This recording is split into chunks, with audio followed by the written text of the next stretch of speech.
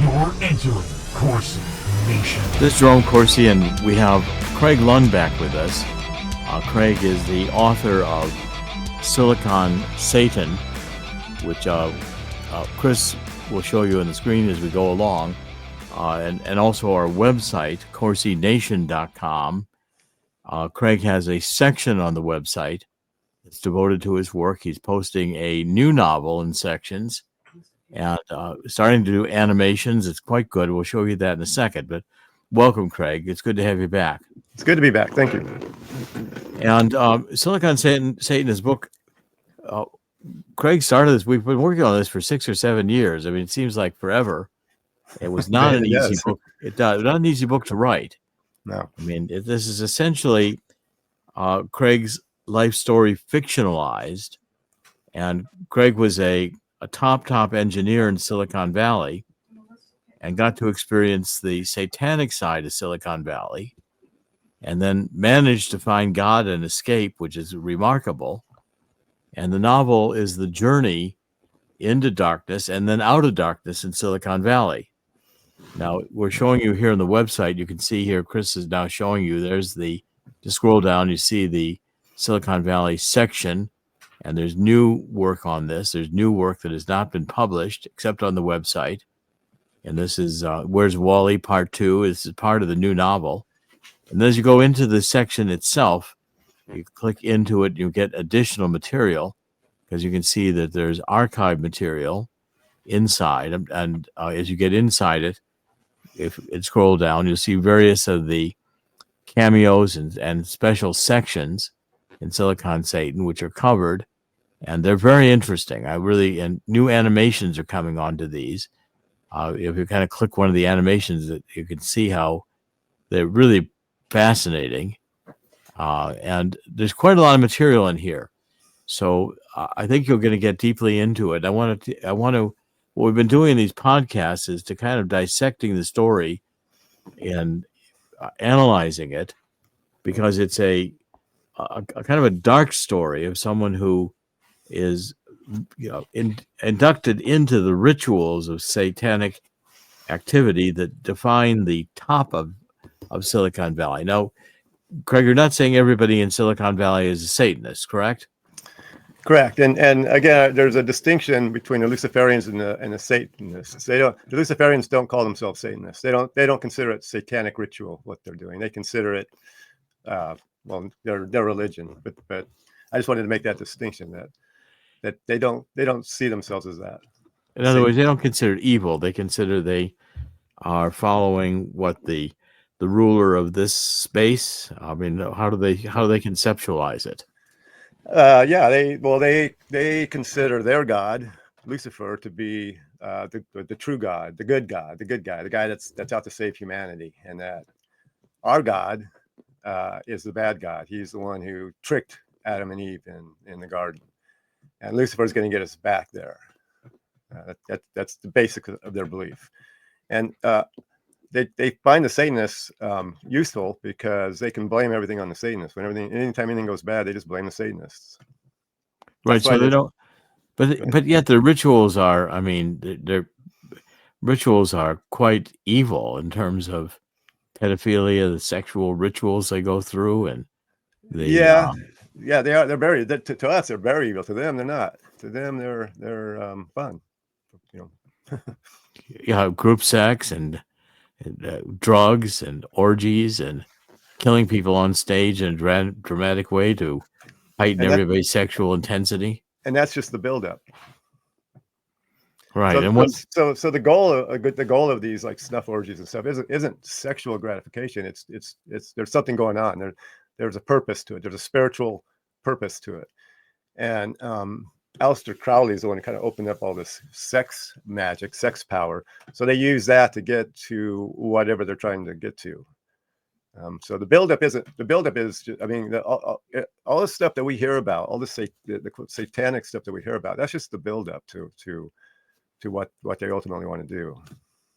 And what do they ultimately want to do? Well, it depends. A lot of times they're doing knowledge transfers, or they're gaining knowledge somehow. I never really got high enough to where I was going to those rituals. I would have had to stuck it out a lot longer and done a lot worse things than I had already done. But I knew enough about what was going on. I knew how they were, or they'd put spells on people. They'd put spells on groups of people. They would, whatever it is they wanted to do. Everything is very ritual oriented, very ritual centric. Everything has to be, and that's part of their religion, and it's sort of a copy of what of the truth. We our religion, our worship is very important, and we do certain rituals as well. Well, they do ritual. They have their rituals, but they do them a lot more, and they're on the other side, so to speak. Well, and they're dark rituals. I mean, you get and one of the aspects that Cregg is doing is also interpreting some of the current events in terms of the satanic nature or the Luciferian nature of what's going on. This one that impressed me the most is this red scarfing. Mm-hmm. And so, when you hear someone has committed suicide in Hollywood, it may not actually be a suicide. And that would want to explain that? Especially if they hang themselves on a doorknob with a red scarf. That's why it's called the red scarf suicide. That used to be, I don't see it that much anymore, but that used to be a message. We just off this guy and be careful. This is what happens. In fact, I just put out an article about Gene Hackman. They kind of did the same thing, the humiliation thing to him. I suspect, I don't know, I wasn't following him, but I suspect he was going rogue. These old guys go, the conscience starts to bother them after a while, and they want to spill the beans. They want to come out and get it off their chest and go die peaceful. And I think he was about to do that. And not only did they kill him, but they stole his legacy. Now we all are going to remember Gene Hackman as some old guy who died in rat-infested squalor. And that's a message, just like the red scarf suicides, the red scarf murders. That's a message to everybody else. Do what he did, we'll do this to you too. Yeah, there's no out of this. You don't get out of this. Once you're into it, you're in it. No. You're what you sign is your life away to this Luciferian dedication. And there's no escape from it without ruin. Exactly. Yeah. Right. Exactly. And see, in the article, I kind of pointed out that the old actors, when the Luciferians first infiltrated Hollywood, the old actors, the old movie stars, rose to fame and fortune and position, and they became hard to handle. They were going rogue. So that's why you see this new breed of actors in Hollywood now that are a lot easier to control. They're very easy to control, as a matter of fact. But the Gene Hackman generation, he was 95 years old, and I found a picture of him at 95, and he looked pretty good for 95. But the picture that they're putting out makes him look old and decrepit and demented, and they're doing that on purpose. Now, I don't really know Gene Hackman. I mean, I'm a fan, I guess. But you get to the point when I got to the point where I've seen this stuff for so long now that it's really easy for me to spot now, and it's hard to explain, but it's very easy to spot. So, if you are not, you can live a normal life and work in Silicon Valley and never be part Luciferians. But if you want to rise to the top, if you want to hit the big time, you're going to have to join the cult. Right, and if you've noticed, especially these days, the Luciferians, some people call them the Illuminati, some people call them the Jews. It's all the same group. They have infiltrated every institution on the planet. So no matter where you are, if you want to get to the top, you're going to probably you have to go through the rituals at this point. I'm pretty much convinced. If you want to get to the top of anything, I even see it. I mean, I'm even starting to see it in this podcasting world. There's a lot of money in it now. And when the money comes, the Luciferians show up. Yeah. Okay, I want to go into some of the aspects of the novel because it's a great story. The story involves Raj, and Raj is a alter ego for Cregg, fictionalized, who grows up on a horse farm in California. And it begins in California with Raj as a young boy. About how old? He's he teenage years? No, he's preteen when the story starts. Preteen, Story begins, yes. Yeah. I think around 10 or 11 when the story begins. And one of the aspects of the story is the breakup of the family. And here you're seeing some of the animations that Cregg has done. Chris is showing them on the screen. And these animations are quite good. So when you read internally into our site, into the various segments and chapters and vignettes that we've got from Craig's writing, he's now starting to illustrate them so you can see the visualization of what he's writing about, which is quite interesting. And I think it brings it all to life in another dimension. And the story that I want to focus on today. By the way, real quickly, writing the story was hard because doing the visuals is even harder because I'm re-seeing a lot of this. I just want to point that out. And reimagining it. I mean, that's why it took you so long to do it. It's not easy to bring back to the surface all that you went through. Right. I mean, this stuff is, I'm sure a lot of it you prefer to forget about. And that was not easy to do either. No, and I did an interview this morning, and it occurred to me while I was doing an interview that people are waking up. People are, I couldn't have talked about this at all 10 years ago like this. And people are now talking about it. But at the same time, people still have a long ways. There's still a lot I haven't shared. There's still a lot going on that I've just, I'm waiting for everybody to wake up a little bit more, and then we'll go a little bit deeper. But it's good. I'm sure, your second novel, I'm sure, will go another level deeper. Yeah. And again, I think it's going to be a series of articles. And okay, what I want to concentrate today on is the story of Raj and really the breakup of the families with divorce, including Raj. When the story begins, Raj's family has broken up. Right? Is that correct, Cregg? Correct. Yeah. So he's living with his stepdad on his grandfather's horse ranch. Pretty much the whole family is there. It's a large enough ranch that everybody's there. It's 3 generations of people, a family there. But his family is broken up. Yes, his dad has been gone. Doesn't even know him. So his stepdad is Merrill. Can you describe Merrill? Give us some idea of the character. Merrill was a good guy, good intentions. He took on this woman who had kids, and it was during the 60s and 70s when divorce was still pretty new. Divorce was something that you were embarrassed of, especially if you were a family, But out where I was raised on the ranch, there was a lot of ranches up there, a lot of cattle ranches and a lot of orange orchards. And orange orchards, huge operations, and those families broke up too. The same thing. So these, the granddaddies start these operations, these enterprises, and 2 generations later, the kids are so messed up. My parents are so messed up that they lose the whole thing, and it happened everywhere up there.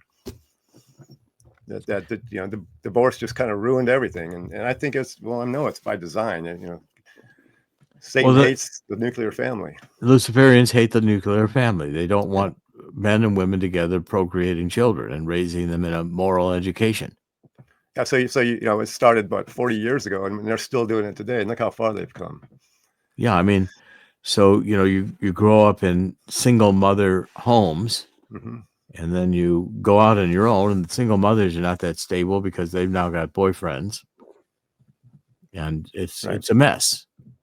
Right. But okay, so Merrill was the positive stepdad. What happened to Merrill in the story? In the story, there's just a fight for control over the ranch. Who's going to control? Who's going to take over? So Raj's grandfather, Pops, has promised it to Raj without telling his uncle or his stepdad.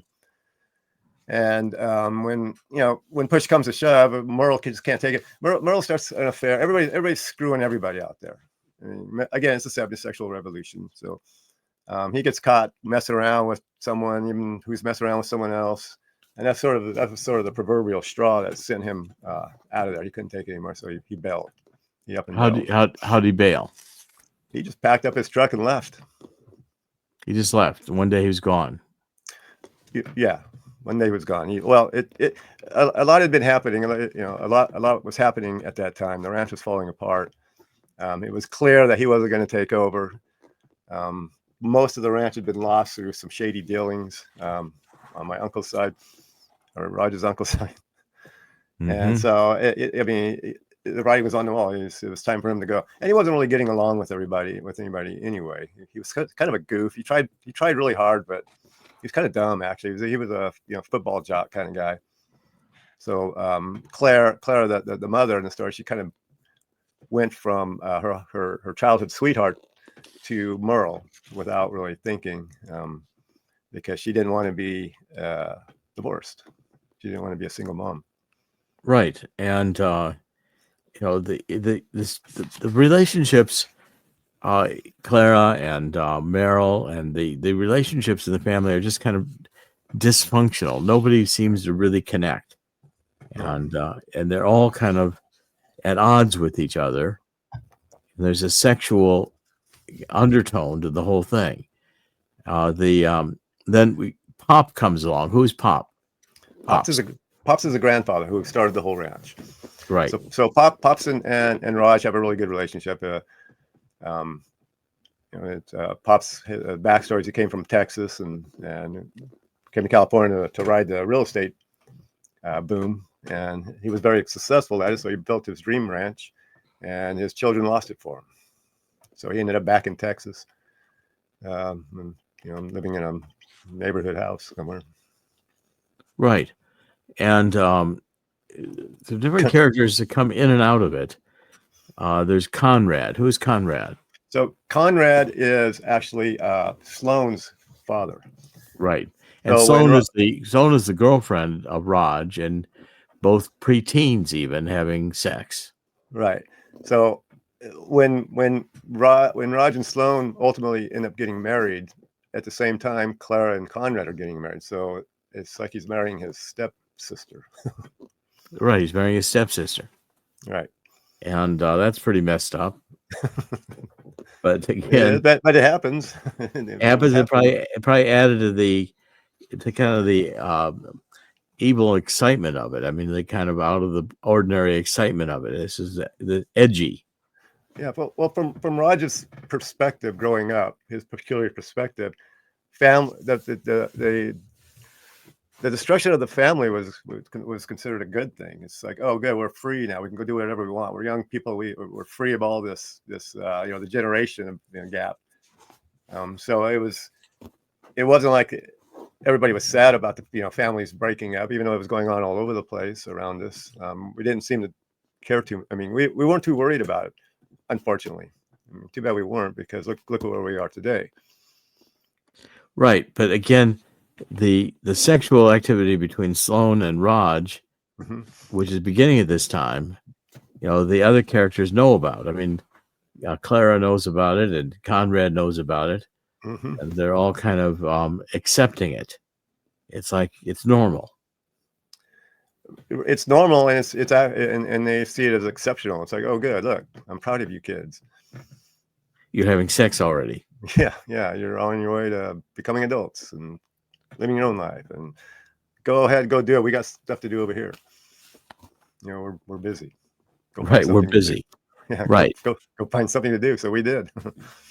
Well, it seems like all through the story, Raj is looking for a real father. Yeah, and he keeps looking at these, bouncing around, trying to find another one. And the people he's finding are dysfunctional. They're not really appropriate or right. So, I mean, he comes into Louis. Who's Louis?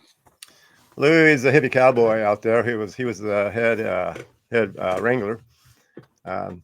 Your consummate hippie cowboy, and he and Raj had a pretty good relationship for a long time. But all these men that came in and out of Raj's life, they either betrayed him or they bailed on him. And so he could, by the time he reached Silicon Valley, he sort of has an attitude about the world that I'm in this alone. I'm by myself, and I gotta figure this out. There's nobody I can go to. I can't trust anybody. But then when he meets these bigwigs in Silicon Valley, it's like, this is a whole new class of men. I'm going to hook up with these guys. This is great. Yeah, well, and again, it's the sex undertone to all of this is always there. Mhm. and it's just kind of normal, and it's expected, kind of, almost. It's like kind of the undertone of the whole story. Mhm. I mean, and yet it's completely. It's not so much the forbidden aspect of it, but the fact that it's like you deal with Roger and Sloane having sex as pre-teens. Well, it has nothing to do with procreation. It has nothing to do with really understanding what sex is deeply about, but it is yet enticing. Well, when I started writing this book, I didn't really. I was like, well, how did these two people meet? There's just two people. It's like sex. Well, how did this happen? Let's start with sex. And I realized, like, everything kind of started with. I really didn't realize until I started writing the book how looking back, everybody was having sex all the time. Everybody there was orgies and just casual sex, and even sex that you're kind of bored with. And that wasn't the worst thing, though. To me, that was just sort of a side problem. The bigger problems were the rituals and trying to get out of that. But yeah, it begins with sex. They're grooming these kids for not just to be sexual, but to be sort of anti everything. That's good. You're taught not to explore sexually, but then when you're encouraged to, that means, oh, I can explore the other taboos as well. Because if I can get away with this one, I'm talking as a young kid, as a young man. If I can get away with this, if this is okay and good and fun and profitable, well, I'll do this too. I'll do the next thing. And pretty soon you got a whole big long line of things that you've done, and it's like, well, this is a lifestyle now. Now I'm on my way to something, and it's fun. Yeah, and I mean the scenes. I'm just reading it.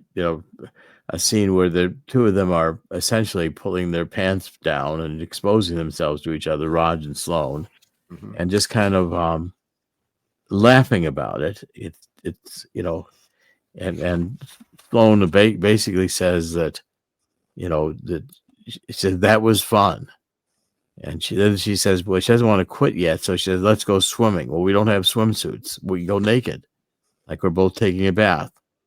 And so again, it becomes so much of a one thing leads to another. It seems innocent, but yet when you realize what's going on, it's again the breakup of the family, the sexualization of children, which the pedophilia aspect of it, which a lot of Luciferians have. There's so much of the pedophilia that goes hand in hand with the Luciferian nature of this, the Hollywood glitterati or Silicon Valley or New York upper society or any of these dark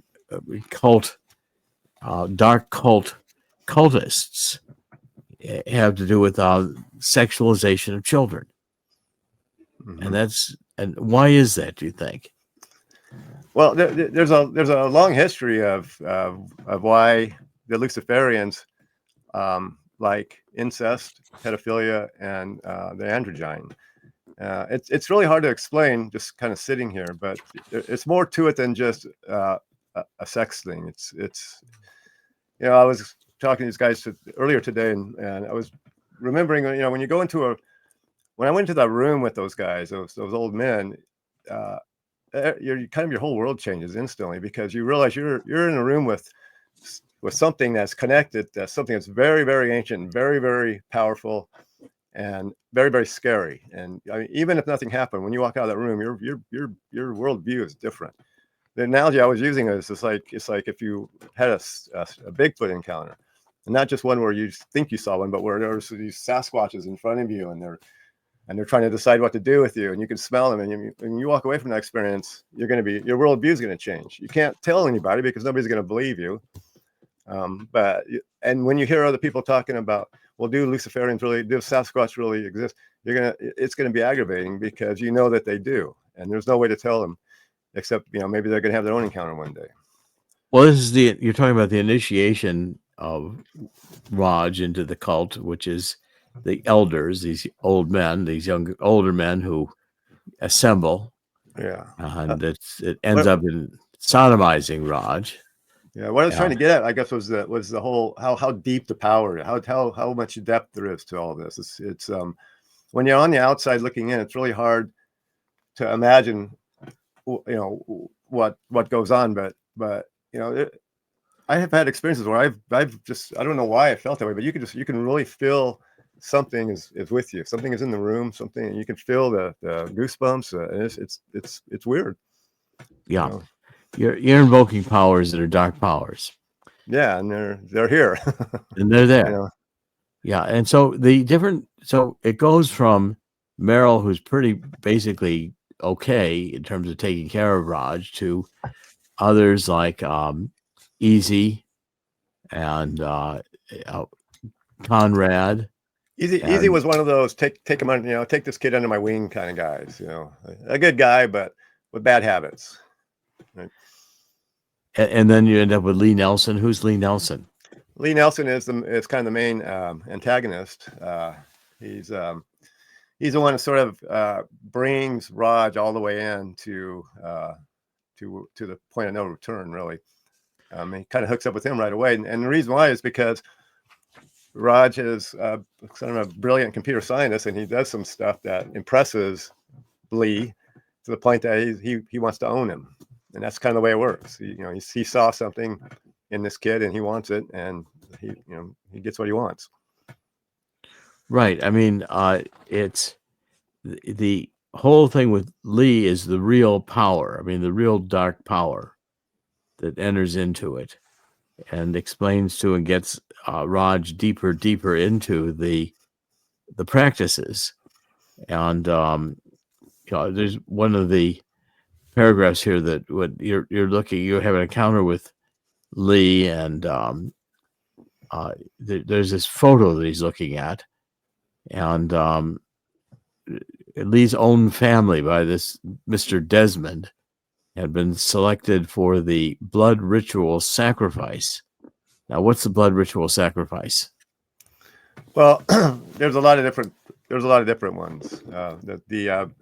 The blood rituals are the most important. Those are the ones that you get the most power from, and it involves sacrifice. And the more innocent the victim, the more power you get. That's why they choose children and infants. Yeah. So then there's the gravy rituals. Everybody has to do the gravy rituals. It's just this, everybody in Hollywood, everybody in Motown, everybody has done them. If they say they haven't, I was listening to Terrence Howard the other day. So we're trying to backpedal his way out of that. He's like, I didn't really do it. Well, you couldn't. There's no way you could have got where you are if you didn't. And then there's the humiliation rituals, which are kind of constant. And it's just a way of controlling people, is to put them through these humiliation. You see that in Hollywood a lot. Every time a macho actor wears a dress, that's a humiliation ritual. Every time they make him take a role that makes him look stupid. I mean, if I was a Hollywood actor, I would only take certain roles because I would want to, foster a certain look. But they make them do whatever they want them to do, and a lot of it's humiliating. And it's just a show. They didn't used to do that. I mean, they kind of did it a little bit back in the old days, but they do it to everybody now. They have to control these people. And so it's control is a lot of it, and it's all extortion. It's all blackmail. Yeah, once you engage this behavior, now you're subject to blackmail. Right, and that's the problem they had with me, was because I didn't care. There was nobody they could blackmail me to. Who are they going to tell? Nobody cared, and the ones that did care were either dead or missing. So I'm talking about me in particular. So it made it easy, not easy, but it made it more possible for me to get out of there, because I wasn't afraid. I mean, I'm talking about it right now, right? So you can't blackmail me with it. Right. And one of the scenes, who's Malcolm? Describe Malcolm. Malcolm sort of represents their hitman, their typical hitman.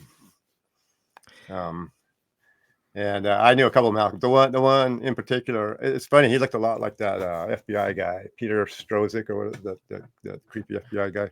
Yeah, Peter. He had they had the same look, that same creepy, creepy demonic. Yeah. I mean, that something's controlling them. I don't mean to talk about him, But No, I mean, it's just it certainly he looked bizarre somehow or other. yeah. So I ran into a lot. I was surprised that they put him out there because that bizarre look, I've seen it a lot, and you don't really see it. It's one of those hidden guys. They don't come out too often, and when they do come out, something serious is happening. So that would be the guy that would facilitate the Red Scarf murder or Red Scarf suicide. In fact, who is Annie in the story? I don't remember. Anne, I had to rename everybody. They murdered Anne in her bedroom. Malcolm Lee and Malcolm with his dark sunglasses and black leather gloves. They murdered. Yeah, that was probably the Lee Nelson's ex-wife or previous wife. Yes, or wife. Yeah. She finds him waiting when she gets out of her morning shower while Malcolm strangles Anne with one of her own scarves face down on the bed. He pokes her in a vein behind the knee with a large needle and holds the silk handkerchief against the wound until Anne is dead. Right. So they're the handkerchiefs with the death blood. That's the trophy. That's what that's the trophy. That's you collect. Yeah. So they put that in a plastic sandwich baggie. And Malcolm hangs Anne's body by the neck with a scarf over the knob of the bathroom door, making it look like a suicide. They tosses the fake suicide letter next to her body, cuts a lock of her hair and stuffs it into a cigar tube. Souvenir, he says, in a sinister voice. This doesn't look right naked like that. Put some clothes on this thing and meet me in the car. Malcolm instructs Lee. He goes to the bathroom and returns with Annie's underwear, bra, and bathrobe. He dresses her in a hurry without emotion, stares at her lifeless body, then wipes his hands on his trousers and leaves. So it's all kind of emotionless, but yet very sinister. And but by the time someone like Lee has reached that point, he doesn't see everybody else as people anymore. They really believe that they have evolved in their own lifetime into something grander, something godlike. By going to all these rituals, because again, when you're in these places, and I didn't get that deep into it. I got deep enough to where it was pretty scary, and it's affected my entire life. But when you start doing this routinely and you're seeking it out, I mean, can you imagine what that does to a person? What that does to a person's own self-image? They really believe that they have real power, in a way they do. Right, and the next scene. Lee is eating sea bass and bloody steak. And this yacht broker comes and he signs a check for $1,505,000 and hands it to Frazier, who's overwhelmed by having such a large check in his possession. He's a yacht broker all his life. He's been one, and rarely does anybody pay cash.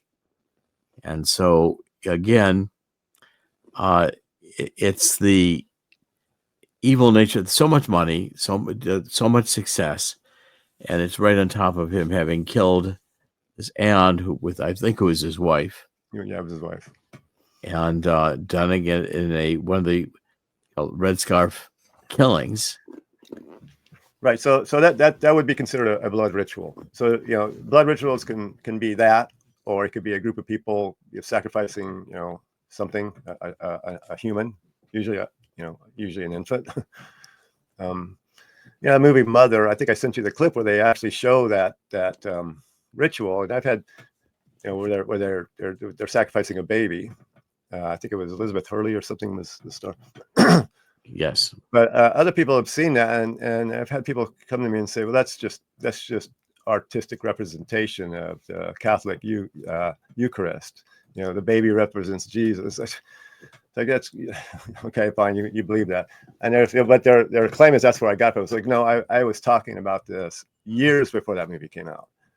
A lot of people were, not just me. I was barely talking about it, but there was people talking about it years. You and I were talking about it before. We were talking about it years before, but the whole undertone of this, and as it gets deeper and deeper into the book, you begin to understand more deeply the blood rituals, the killing of babies, the producing of the fear in babies, which then they take this drug out of the baby's blood. What is the drug?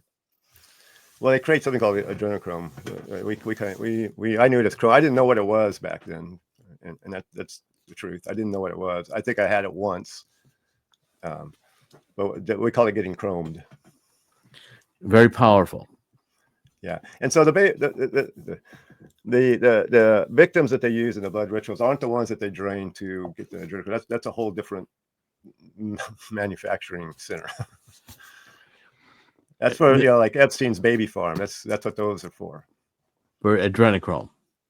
Yeah, that's where they. But it involves frightening the child in order Yeah. to get these, I guess, hormones into the bloodstream, which they then mine. Yeah, the whole thing is very scientific, very very biological. They have it down to a science. That's why they choose children too, is because children can't control their fear responses as well as adults, and they overload very quickly. Especially when they start crying, and they get in that weird sort of hyperventilating mode. That's kind of what they're striving for. Adults don't really do that anymore, but children do. Once they get into that hyperventilating mode, then they reach a point that they're ready for harvest. I really hate talking like this, but it's a fact of life. Well, I mean, again, we're talking about these things not to sensationalize them, but because it's important for everybody to understand what goes on. It is, and people are, like I said, I can see it. People are catching on. I never thought I would talk about. I never thought I would be doing this right now. I mean, I'm old enough now that doesn't scare me. What are they going to do? But there's enough people talking about it now that something's going to happen one way or another. Something soon is going to happen. Well, I think just the writing of the book and creating of this part of the website of Corsi Nation is shocking a lot of people. But what happens with this book is you read it, at first it seems like it's hard to keep going, and then it gets addictive. I mean, you read it right to the end. And people get to be fascinated with it in terms of, as deeper and deeper, the darker and darker it gets. And then there's an attempt by Raj to pull out of it, which is equally difficult, because you don't leave this cult easily. You lose everything, and in the process of losing everything, you're abandoned and left hopeless. Mm-hmm. No money, no connections, nobody responding to your phone calls. And especially for someone like Raj, who doesn't really, there's nobody really to go to at that point. There's no network, there's no family, there's nothing left. It's just, that makes it even hard. It makes it harder, but it also makes it a lot easier. It's easier to hide, but it makes it really hard to going out on your own, completely on your own like that is difficult. Well, the summoning up of this dark power and the living of this Luciferian hatred and what it leads to in terms of the sexual rituals or the blood rituals or the suicides, or all of these things are in a sense demonic, because they're counter life. They hate life. They're filled with hate. They're destructive. Right. And there's nothing positive about any of this. The pleasure is taken at someone else's pain or embarrassment or abuse, mm-hmm. or torture or murder.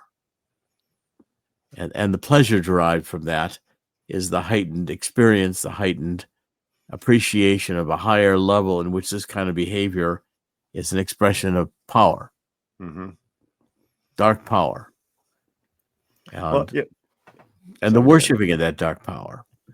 And as you know, I was very apprehensive about writing this book, because I thought people would either consider me some kind of monster or a liar. But I'm finding that people really aren't doing either. They're actually bona fidely interested, not in a morbid way, but in I need to know more about this, because I'm seeing it too. We're starting to see it too. I want to know more. Well, as more interviews we do, the more accessible we make it to people, the more we start talking about it, the more I think people are going to want to read it and want to know more in depth what it's all about. And it took you a long time to do the first one, and to learn how to write and to learn how to tell a story and to construct the characters and make the narrative flow. But I think you've come a long way in that ability. And these are going that's a result of hooking up with you, which to me is a God thing. And I couldn't have written this book if I hadn't ran into you. But the fact that it's written is, your experience, what you went through, and that you got out of it, allows you now to expose this world for what it is.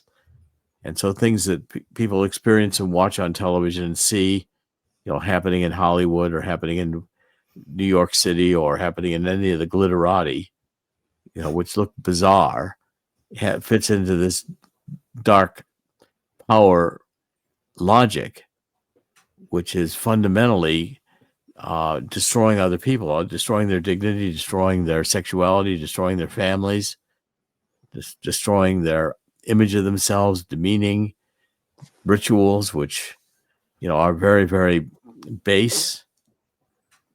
Right, everything is the exact opposite of the love of God. It's exactly. It has nothing to do with nurturing God, love, it's all negative destruction, and the power is all negative destruction. So it's the best comprehension, I think, through this story that you can get of what evil is really like. And it's kind of banal. I mean, it's kind of almost pathetic. It's so bizarre and evil that you'd say, how can anyone possibly indulge in this, except that it has the dominance over another. It has the characteristic of power and serving evil. And as such, it becomes seductive. Mm-hmm. You'd agree? I do, especially when you're rewarded so greatly. Yeah, and these are the ones who succeed. Everything they do touches to gold. Everything they touch comes to gold. And so as you're going down that path, you can see the people at the other end, and these are the people that are the richest people on the planet. Yeah, and that's where you're heading. That how else it's amazing that you're even on that path, and you want to get there. You want to be one of those. I want to have 7 mansions, all over the world, big bunker. Well, I'm going to recommend that everybody get and read the Silicon Satan, and get into understanding what we're really seeing in this Luciferian elite, and the power, the prestige, the privilege that these people are awarded comes from these dark arts of rituals that are almost so frightening they're hard to read the first time. After you've read it a bit and after you've gotten into it, you become kind of desensitized to it. And even then it's frightening, because you begin to find yourself understanding and accepting this as a world that's viable, that it exists, that it's hidden and dark. And the seductive power of that is great. And so you have to make a decision. Which path are you going to go down? And I think we're seeing increasingly more people are understanding and waking up to say they reject this path. Mm-hmm. It's not just keeping people off the path. It's getting rid of the people. It's getting rid of the path. You got to get rid of the path. I mean, first of all, people don't need to be that rich. They don't need to be that wealthy. I saw a study where if you divide all the wealth in the world, everybody gets $15,000 per lifetime. So why do these people have so much? They're never going to spend it. It's just power and position and self-glorification. Exactly. Yeah. So we got. I mean, the solution is to get rid of. The solution is to make. I remember my grandfather was wealthy, but he was embarrassed by it. He hid his wealth, and everybody did. All the men did back then. Wealth was something you just kind of kept quiet. You didn't brag about it. Now you brag. Not only you brag about it, greed is considered a good thing. All right. Well, Cregg, thanks for coming back, and we'll do more of this. We'll get deeper into the story. We'll read more of it. We'll watch some of we'll get into what's on the website and look at some of these videos. There's quite a bit more. I want to make this a regular feature of the show.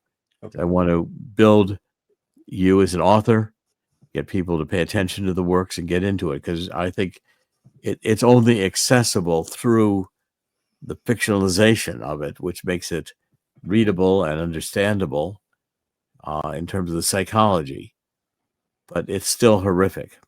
Yeah. Well, thanks for having me again.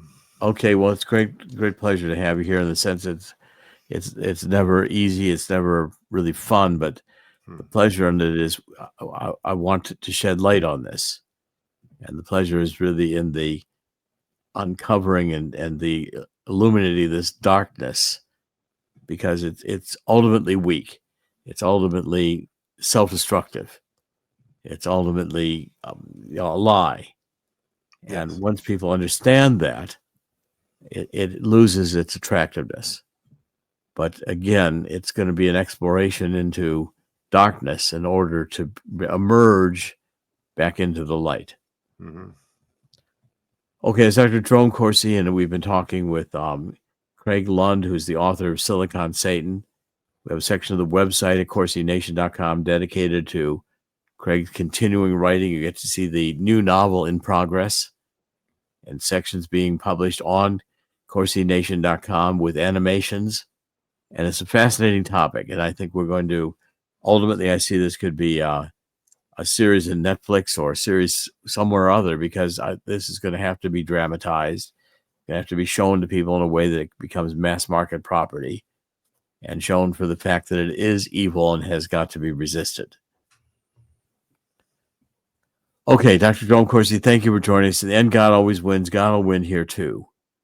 And I think in the spirit of 2 Chronicles 7:14, we have to ask God to forgive us for letting it get to this evil point. And God will hear our prayer and heal our land. Any final thoughts, Cregg, today? Nope. I'm good. Thanks. Okay. Thank you for joining us. This CorsiNation.com. We're doing podcasts every weekday. Thank you for joining us. God bless.